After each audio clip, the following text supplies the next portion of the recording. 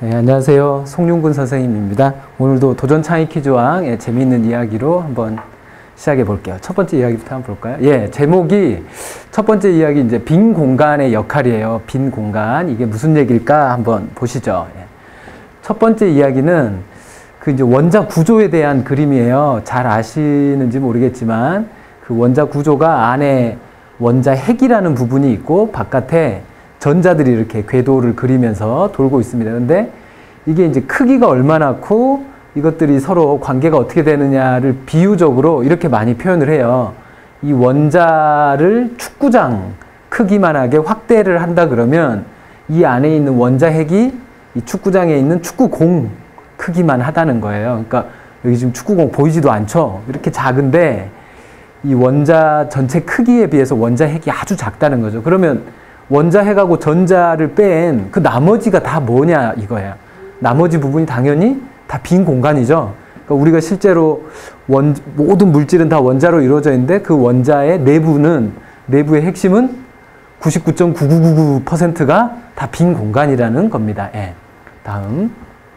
첫 번째 퀴즈 내용이 이거예요. 이야기 하나에서 전하려고 하는 내용이 뭐냐 하면은 이제 모든 물질이나 우주에 있는 모든 물질은 다 원자로 이루어져 있는데 원자의 대부분은 다 빈 공간이다. 그래서 조금 더 비유적으로 한 번 더 표현을 해보면 지구에 사는 사람 있잖아요. 우리 사람 한 명의 원자에서 그 99.999%에 해당하는 빈 공간을 다 빼버리면 이 사람 크기가 원자 핵만 다 모아놓으면 소금 알갱이 하나 정도 될까 말까래요. 그래서 이 지구 위에 전체에 있는 60억 인구, 지금 60억 맞나요?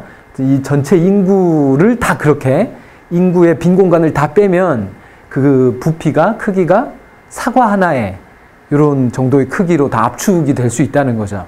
이런 얘기인데 이거는 이제 과학 얘기거든요. 그죠? 근데 요 얘기를 조금 더 이렇게 확산시켜 보면 이런 얘기가 될 것 같아요. 확산시켜 보면 이제 이렇게 얘기하면 좀 느낌이 다르죠. 아까는 되게 과학적인 얘기였는데 공간이 사물로 가득 찬 것이 아니라 오히려 사물이 공간으로 가득 차 있다. 지금 여기도 보면 이 빈 공간 안에 선생님이 있고 칠판이 있고 카메라가 있고 여러분이 있고 이런 것 같은데 이런 공간들이 여러 가지 사물로 가득 찬 것 같지만 사실은 이 사물들 자체를 보면 이런 모든 사물들은 다 조금 더 작은 눈으로 들어가서 원자의 크기에서 보면 대부분이 다 빈 공간이라면서요. 그러니까 사물이 오히려 거꾸로 공간으로 가득 차 있죠. 이렇게 얘기하니까 조금 철학적으로 뭔가 앞에 이야기를 좀 철학적으로 발전시킨 것 같아요. 그죠? 그리고 또 하나 더 이렇게도 표현해 볼 수 있죠. 우리가 보는 것, 심지어 우리가 욕망하는 것의 99.99%는 빈 공간이다. 얼마 전이 어린이날이었던 걸로 아는데 여러분 혹시 어린이날 뭐 받고 싶었던 게 있었나요? 그리고 그걸 부모님이 잘 기억하고 사주셨는지 모르겠는데 여러분이 받고 싶었던 게 예를 들어 장난감이야. 장난감 자동차야. 근데 그 장난감 자동차의 대부분은 정확하게 알고 보면 빈 공간인 거죠. 그러니까 내가 갖고 싶었던 건 뭐야? 사실은 빈 공간 덩어리를 갖고 싶었던 거예요. 선생님 같은 경우에 큰 집을 갖고 싶어요.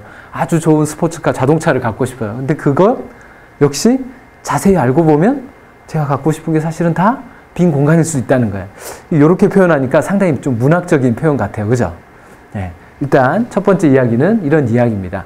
그러니까 우리가 알고 있는, 우리가 보고 있는 이 우주 전체가 사실은 대부분이 다 빈 공간이라는 거예요. 네. 다음 얘기로 한번 넘어가 볼게요. 두 번째 이야기는 이제 공룡에 대한 얘기인데 이 공룡이 뭐냐면 용광류라고 불려요. 그 여러분이 잘 아는 아기 공룡 둘리 엄마죠. 이 아기 공룡 둘리랑 엄마가 용광류인데 거대한 초식 공룡이라고 생각하시면 돼요. 이런 공룡의 이제 안쪽에 보면 이렇게 뼈가 있잖아요. 근데 이 뼈 화석을 발견을 했는데 보니까 이 목뼈, 이 아주 긴 목뼈 그리고 이 척추뼈에 구멍이 송송송송송 뚫려 있는 거예요. 아주 많은 구멍으로 뚫려 있는 거예요. 그래서 이 뼈에 왜 구멍이 뚫려 있을까? 이걸 이제 학자들이 연구를 했답니다. 그래서 보니까 첫 번째는 저 공룡이 엄청나게 크잖아요. 그래서 이 공룡의 체중을 가볍게 해주는 역할을 한다는 거예요. 근데 골다공증처럼 뼈에 구멍이 있으면 가벼워지는 건 사실이지만 이 튼튼하지 못한 문제가 생기지 않을까요?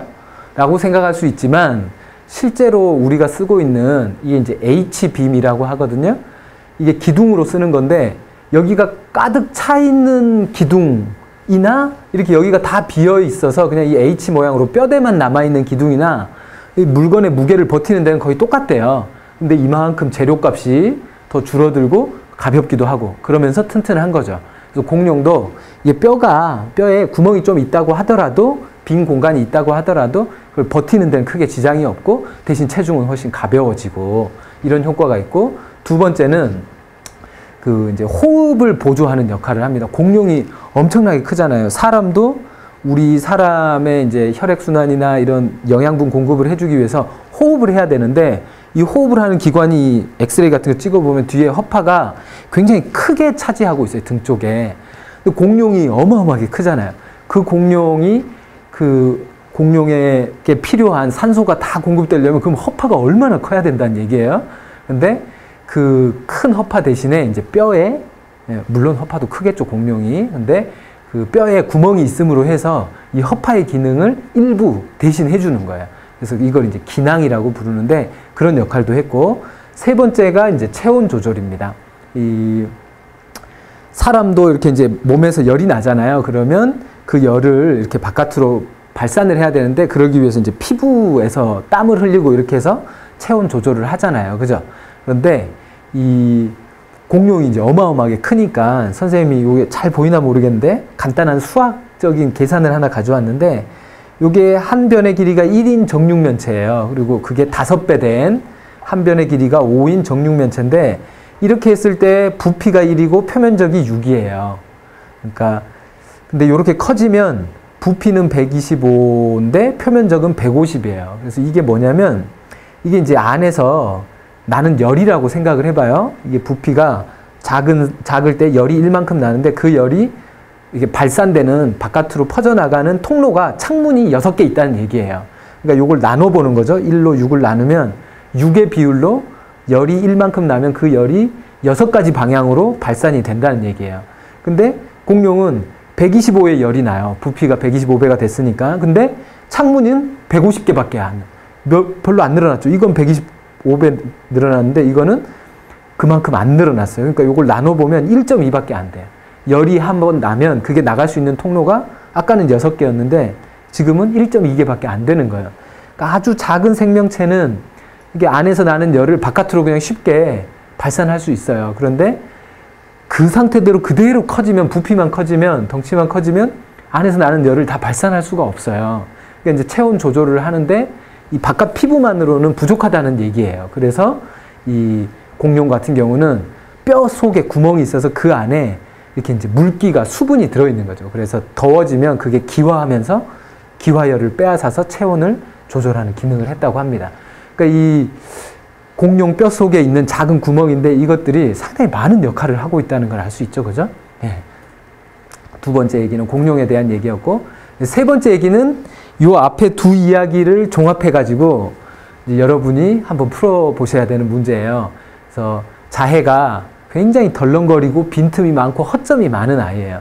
이 아이가 또 실수를 엄청나게 했죠. 그래서 엄마한테 엄청난 꾸중을 들었어요. 그래서 이제 기분이 다운돼 있는데 사촌 언니가 주스를 들고 와서 뭐라고 위로를 했습니다. 뭐라고 했을까요? 예, 이거 답은 없어요. 여러분이 이제 찾으셔야 되는데 뭐 대체로 이런 이야기겠죠. 세상에 우주 전체가 원래 빈틈으로 이루어져 있다. 너만 빈틈이 많은 게 아니다.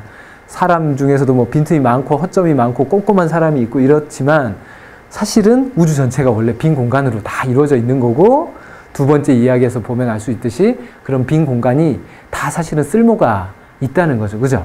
요런 이야기들 아마 종합해서 여러분이 답을 해주시면 될 것 같아요. 이제 오늘 빈 공간의 역할에 대한 이야기를 했는데 여러분 생각도 마찬가지입니다. 창의력도 어디서 나오냐면 꼼꼼하고 많이 공부를 한다고 창의력이 나오는 게 아니에요. 오히려 충분한 휴식과 여유, 그죠? 이렇게 기분이 탁 풀어져 있고 이럴 때 언뜻 좋은 생각이 나오기도 합니다. 빈 공간이 있고 여유가 있을 때 거기에 새로운 생각이 등장하기도 하고 나타나기도 해요. 이런 생각을 한번 해보시고 빈 공간이 여러분한테는 어떤 곳이 빈 공간이 있고 여러분 생각 중에 어떤 게 빈 공간인지 잘 생각해서 그 빈 공간을 잘 활용을 한번 해보셨으면 좋겠습니다. 예, 오늘 이야기 여기서 마치겠습니다.